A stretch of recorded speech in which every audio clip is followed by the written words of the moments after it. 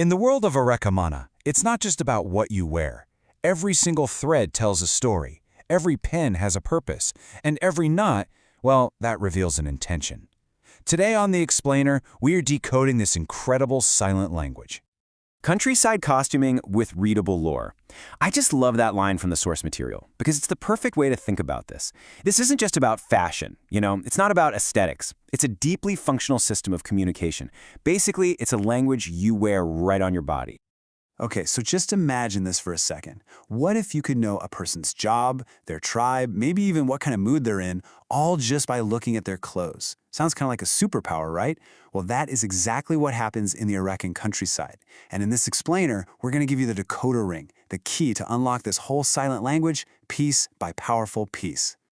All right, first things first. Before we can get into the nitty-gritty, the really fine details, we've got to understand the two biggest pieces of the puzzle. These are the foundations that shape every single outfit. Who a person is, like fundamentally, and what time of year it is. So everything, and I mean everything, starts with one of these four main countryside cultures. You've got the Hearthfield people who are all about reliability and humility. Then there are the Roadfire clans, living by hustle with honor. The Field Temple keepers focus on stewardship and continuity.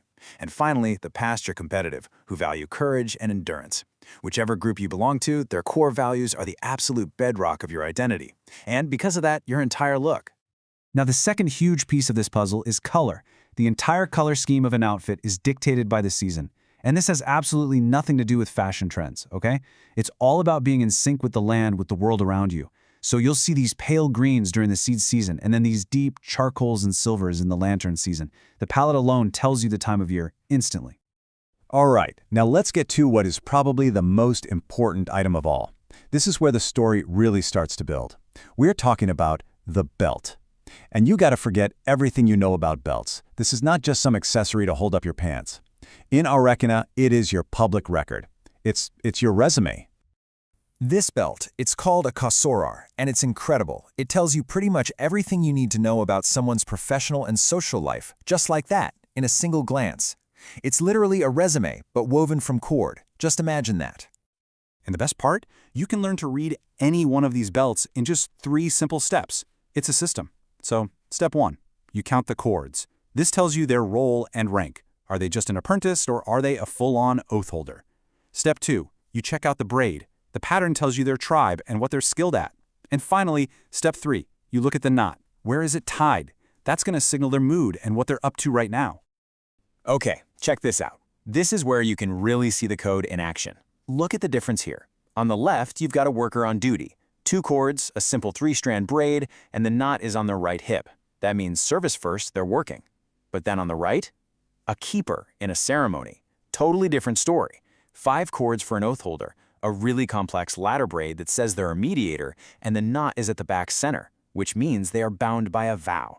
It's the same item, a belt, but it's telling 2 completely different stories. How cool is that?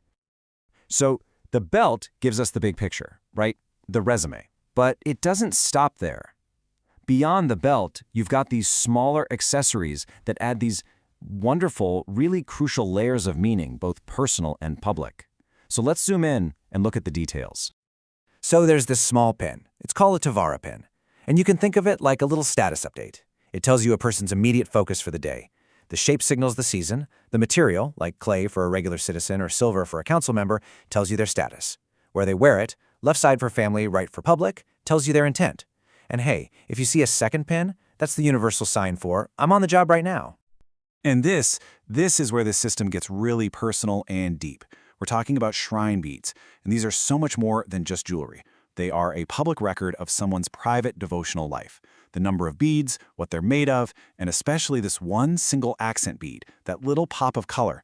It can reveal everything, from their level of spiritual commitment to their current emotional state, what they call their season of the soul, so you can see if they're feeling tender or protective just from a bead. Okay, we've got all the pieces. We have the keys to the code, we know about the seasons and the tribes, we know how to read the belts, the pins, and the beads. So now for the payoff. Let's put it all together and decode a complete outfit from scratch. All right, here's our scenario. This is taken right from the source material. We have a person from the Hearthfield tribe. The season is sheaf, that's the harvest season, and their mood is described as soft. Let's see what that looks like. Okay, first up, let's look at the big indicators, the belt and pin. The belt is a 3-chord simple braid with the knot right in the center. So, boom, right away we know this is a skilled worker. And that center knot means she's feeling open and communal. Then we look at the pin. It's a clay sheaf shape on her left chest. That confirms it's harvest season. And the placement tells us her focus today is on her family. All right, now for the details, the beads and the color palette.